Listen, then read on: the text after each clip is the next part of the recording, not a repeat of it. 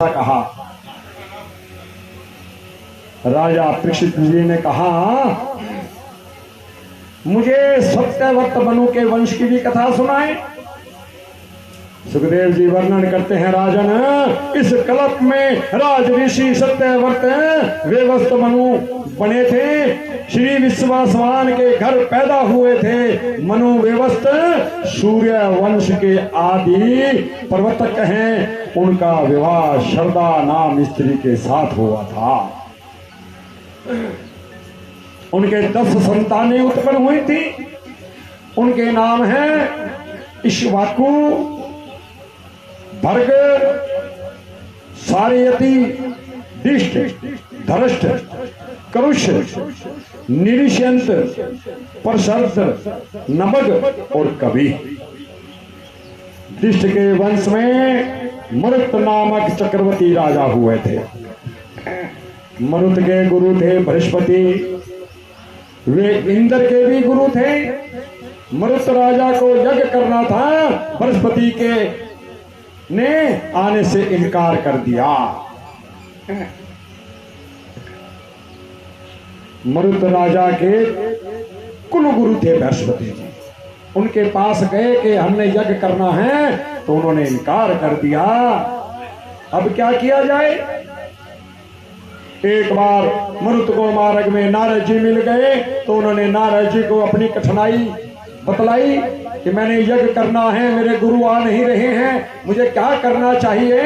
नारद जी ने कहा, बृहस्पति के छोटे भाई सनवर्त को ही बुला लीजिए, वे भी गुरु के समान ही हैं, यज्ञ तो करना ही चाहिए। राजा ने कहा कि सनवर्त तो योगी हैं और उनका कोई पता नहीं। नारद जी ने विश्वास दिलाया कि उनका पता मैं तुम्हें बतलाऊंगा, परंतु मेरा नाम मत लेना। कई बार ज्ञानी पुरुष भी संसार से डरते हैं। संसार के स्त्री पुरुषों का संग होने से ब्रह्माकार वृत्ति भंग हो जाती है।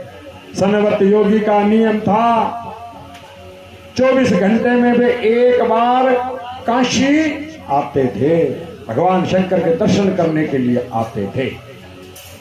किंतु मार्ग में यदि उन्हें कोई शव मिल जाए, तो वह शिव रूप मानकर उस शव को वंदन करके वहीं से ही वापस लौट जाते थे, क्योंकि शिव ही जीव है और जीव ही शिव है। महाभारत के अनुशासन पर्व में विस्तार से यह कथा कही गई है। मरुत राजा शव को लेकर रात को मार्ग में बैठ गए। एक पागल सा व्यक्ति आया, उसने शव को देखा तो वंदन करके वापस लौटने लगा।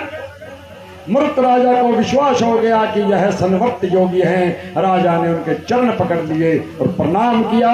वे सनवर्त से कहने लगे, मैं अज्ञानी हूँ, मुझे ज्ञान दीजिए। आप सनवर्त हैं, मेरे गुरु हैं। आप तो गुरु बृहस्पति जी के लघु बंधु हैं, छोटे भाई हैं। बृहस्पति देवों के गुरु बन गए हैं और उन्होंने मेरे घर आना बंद कर दिया।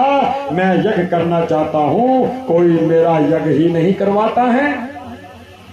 सनवर्त ने कहा, ठीक है, मैं यज्ञ तो करूंगा, किंतु तुम्हारा ऐश्वर्य देखकर बृहस्पति तुम्हें कहेंगे कि वे तुम्हारा यज्ञ कराने को तैयार हैं और तुम्हारे गुरु बनना चाहते हैं। यदि वैसा समय आया तो तुमने मेरा त्याग किया तो मैं तुम्हें भस्मीभूत कर दूंगा। राजा ने सनवर्त की शर्त मंजूर कर ली, स्वीकार कर ली। सनवर्त ने राजा को मंत्र दीक्षा दी। यज्ञ आरंभ होने चला। यज्ञ के सभी पात्र स्वर्ण के थे। राजा के वैभव और यज्ञ की भव्य तैयारी देखकर बृहस्पति ललायित हुए।